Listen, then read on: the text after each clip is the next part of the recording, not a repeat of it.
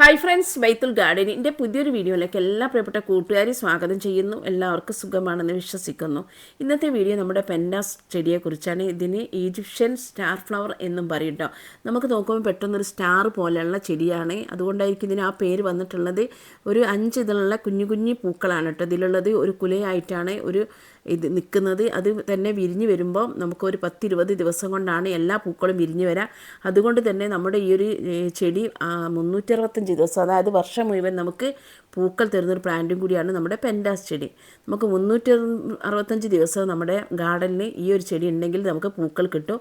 ഇതിന് pink, white, yellow, light pink, light violet, red, maroon, അങ്ങനെ ഒരുപാട് കളറിൽ ഈ ഒരു ചെടി ഉണ്ട് കേട്ടോ. മുമ്പ് കാലമൊക്കെ നമ്മൾ ഈ റെഡ് മാത്രമായിരുന്നു കാണുന്നത്. ഇപ്പോൾ പല കളറിലും ഈ ഒരു ചെടി ഉണ്ട്. നമുക്ക് നഴ്സറിലൊക്കെ അവൈലബിൾ ആണ്, വാങ്ങാൻ കിട്ടുന്നതാണ്. അപ്പോൾ നമുക്ക് ഈസി ആയിട്ട് വളർത്താൻ കുറച്ച് കാര്യങ്ങൾ നമ്മൾ ശ്രദ്ധിക്കുക. അപ്പോൾ ആദ്യം തന്നെ നമ്മൾ ഇതിൻ്റെ സൺലൈറ്റാണ് നോക്കുന്നത്. അപ്പോൾ സൺലൈറ്റ് നന്നായിട്ട് ഇഷ്ടപ്പെടുന്നൊരു ചെടിയാണ്. സൂര്യപ്രകാശം ഒരുപാട് ഇഷ്ടപ്പെടുന്ന ചെടിയാണ്. എങ്കിലും ഡയറക്റ്റ് സൺലൈറ്റ്, നട്ടുച്ചക്കുള്ള സൺലൈറ്റ് അടിക്കുമ്പോൾ ഇലകൾ കരിഞ്ഞു പോലെ അതൊന്ന് ശ്രദ്ധിച്ചാൽ മതി. ഇതിന് 4-5 മണിക്കൂറുള്ള സൺലൈറ്റ് ആവശ്യമുള്ള ചെടിയാണ്. പിന്നെ വെള്ളത്തിൻ്റെ കാര്യം നോക്കുകയാണെങ്കിൽ ഓവർ വെള്ളം ഇതിന് ഇഷ്ടമില്ല. പിന്നെ വെള്ളം നോക്കിയതിന് ശേഷം, അതായത് എപ്പോഴും ഈർപ്പം വേണം, പക്ഷേ നമ്മൾ ഓവറായിട്ട് വെള്ളം ഒഴിച്ചു കൊടുക്കരുത്. ഓവർ വെള്ളം ഒഴിച്ചെടുത്തിട്ടുണ്ടെങ്കിൽ ഇതിൻ്റെ തണ്ട് ചീഞ്ഞ് പോകും, വേരൊക്കെ. പിന്നെ വെള്ളം ഇല്ലെങ്കിലും ഇത് ഉണങ്ങിപ്പോകും. അപ്പോൾ വെള്ളം മിതമായിട്ടുള്ള ഒരു മീഡിയം സൈസുള്ള വെള്ളം നമ്മൾ ഈ ചെടിക്ക് കൊടുക്കേണ്ടത് അത്യാവശ്യമാണ്. പിന്നെ ഇതിൻ്റെ പ്രൊപ്പഗേഷൻ മെത്തേഡ് എന്ന് പറയുന്നത് നമുക്ക് കട്ടിങ്സിലൂടെയും, അതുപോലെ തന്നെ ഇതിൻ്റെ വിത്ത് വേണ്ടി ചെറിയ ചെറിയ കുഞ്ഞു തൈകൾ ഉണ്ടാകും. അത് കുറച്ച് വലുതായാൽ നമുക്ക് മാറ്റി നട്ട് കൊടുക്കുക. അതുപോലെ തന്നെ കട്ടിങ്സ് എടുക്കുന്ന സമയത്ത് ഒരു 4 ഇല വെച്ചിട്ട് ഭാഗത്തുനിന്ന് കട്ട് ചെയ്തിട്ട് നമ്മൾ നട്ട് കൊടുക്കുക. അതൊരു പൂഴിമണ്ണും അതുപോലെ തന്നെ മണൽ, അതുപോലെ തന്നെ ചകിരിച്ചോറും കൂടി മിക്സ് ചെയ്താൽ അതിൽ വളമൊന്നും ഇട്ട് കൊടുക്കാതെ നമ്മൾ നട്ട് കൊടുക്കുക. നട്ട് വേരൊക്കെ വന്നതിന് ശേഷം നമ്മൾ മാറ്റി നടുമ്പോൾ നമുക്ക് ചാണകപ്പൊടി, അതുപോലെ തന്നെ ചകിരിച്ചോറ്, മണൽ, നമുക്ക് വേണമെങ്കിൽ നമുക്ക് കമ്പോസ്റ്റ് ഉണ്ടെങ്കിൽ കമ്പോസ്റ്റൊക്കെ ആഡ് ചെയ്തിട്ട് നമുക്കിതിൽ നട്ട് കൊടുക്കുക. എല്ലുപൊടിയൊക്കെ ചേർത്തിട്ട് നമുക്ക് നട്ട് കൊടുക്കുക. കുറച്ച് നന്നായിട്ട് വളം കൊടുത്തിട്ടുണ്ടെങ്കിൽ നല്ല രീതിയിൽ പൂക്കൾ തരുന്ന ഒരു പ്ലാന്റും കൂടിയാണ് നമ്മുടെ പെൻഡാസ് പ്ലാന്റ് കേട്ടോ. പിന്നെ ഇതിൻ്റെ ഇതിൻ്റെ ഒരു ഫെർട്ടിലൈസറിനെ കുറിച്ച് പറയുകയാണെങ്കിൽ ഞാനിപ്പോൾ തന്നെ ഓൾറെഡി പറഞ്ഞു കഴിഞ്ഞു. കാരണം നമ്മുടെ ഇതിന് ഓർഗാനിക് വളങ്ങളാണ് കേട്ടോ ഏറ്റവും നല്ലത്, കെമിക്കൽ വളങ്ങളെക്കാട്ടി. അപ്പോൾ നമുക്ക് ചാണകപ്പൊടി, അതുപോലെ തന്നെ എല്ലുപൊടി, അതുപോലെ തന്നെ വേപ്പിൻ പിണ്ണാക്കൊക്കെ നമുക്ക് പൊളിപ്പിച്ചിട്ട് ഒഴിച്ചു കൊടുക്കുക. അതുപോലെ തന്നെ പച്ച ചാണകം നമുക്ക് കലക്കി ഒഴിച്ചു കൊടുക്കുക. അതുപോലെ തന്നെ നമുക്ക് ഉണക്ക ചാണകപ്പൊടി മണ്ണ് ഇളക്കിയിട്ട് അല്ലെങ്കിൽ പോട്ടി മിക്സിനകത്ത് നമുക്ക് ചേർത്ത് കൊടുക്കുക.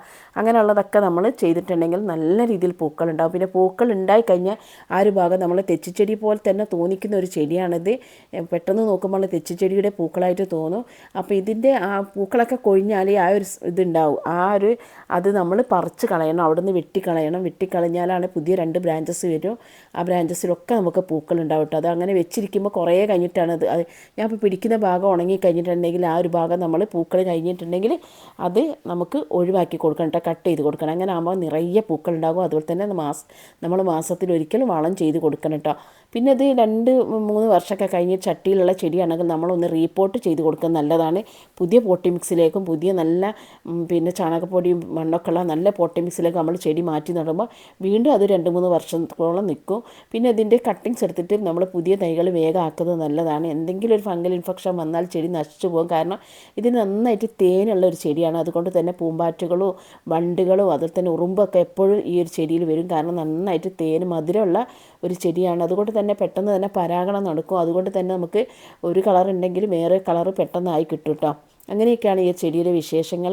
പിന്നെ ഇതിന് മുഞ്ഞേൻ്റെ ശല്യം ഉണ്ടാകും. അപ്പോൾ മുഞ്ഞേൻ്റെ ശല്യം ഉണ്ടാകുമ്പോൾ നമ്മൾ സാഫ് എന്ന ഫംഗിസൈഡ് നമുക്ക് വെള്ളത്തിൽ ഡൈലൂട്ട് ചെയ്തിട്ട് ഇതിൽ സ്പ്രേ ചെയ്ത് കൊടുക്കുക, അല്ലെങ്കിൽ നീം ഓയിൽ സ്പ്രേ ചെയ്ത് കൊടുക്കുക.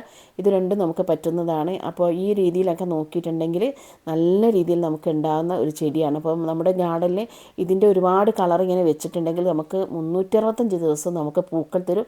പൂക്കൾ ഉണ്ടാകാൻ വേണ്ടി നമ്മൾ വളം കൊടുക്കുക. അതുപോലെ തന്നെ ആ ഒരു ഭാഗം വരുന്ന പൂക്കൾ കൊഴിയുന്ന ആ ഭാഗം നമ്മളൊന്ന് കട്ട് ചെയ്ത് കൊടുക്കട്ടോ. പിന്നെ ഈ ചെടിക്ക് ഇതിപ്പോൾ ഞാൻ തെച്ചിയാണ് കാണിക്കുന്നത്. തെച്ചിച്ചെടിയെ പോലെ തന്നെയാണ് ഏകദേശം തോന്നുക. അപ്പോൾ നമ്മുടെ പെൻഡാസ് പ്ലാന്റിന് നമ്മൾ എന്ത് ചെയ്യണം? വർഷത്തിൽ 1-2 പ്രാവശ്യം നമ്മൾ പ്രോണിങ് ചെയ്ത് കൊടുക്കണം. നമ്മളൊരു തണുപ്പ് മാസമൊക്കെ കഴിഞ്ഞ സമയത്ത് പ്രോണിങ് ചെയ്ത് കൊടുത്തിട്ടുണ്ടെങ്കിൽ പിന്നെ നമുക്ക് സോഫ്റ്റ് പ്രോണിങ്, കമ്പൊക്കെ നീണ്ടു പോകുമ്പോൾ ആ നീണ്ട കമ്പൊക്കെ വെട്ടി ചെയ്ത് കൊടുത്താൽ മതി. അപ്പോൾ എല്ലാവർക്കും വീഡിയോ ഇഷ്ടപ്പെട്ട